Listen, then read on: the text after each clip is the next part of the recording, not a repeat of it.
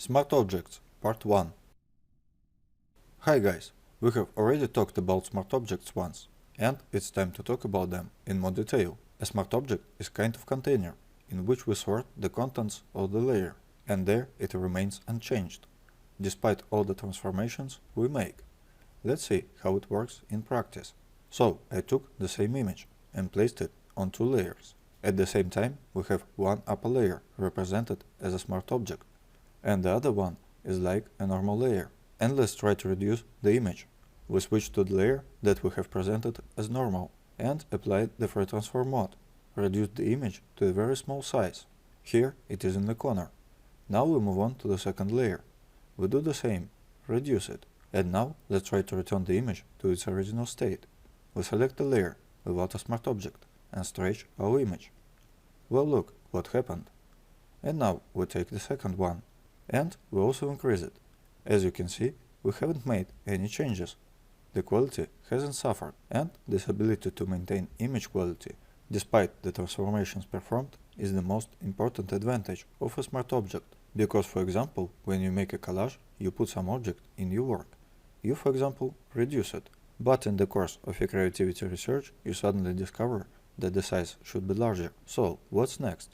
You need to separate the object from the background. Maybe to refine it. That is a lot of problems. The same thing can happen when you work with a customer. You prepare some kind of layout for a long time, and some of the elements in it are represented by a fairly small size. And it seems that initially the customers were satisfied with everything. But then customer says no, I would like to do it bigger.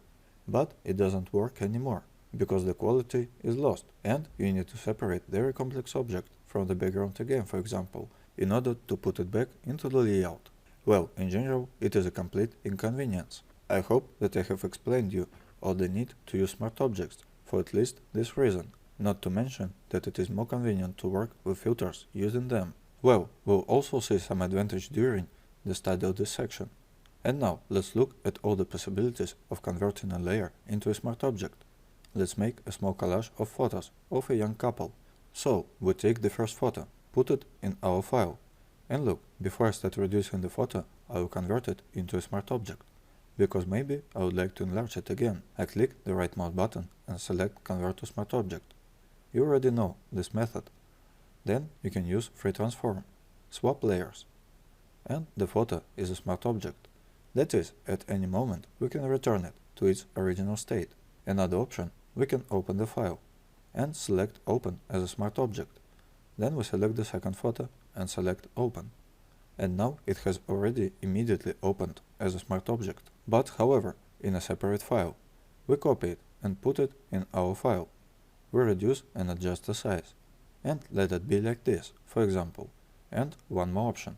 We just open the Explorer, select the photo we need, and drag and drop into our file. Click Enter. And at the moment our photo was transformed into a smart object. Now you can click on the counter and reduce the photo at your discretion.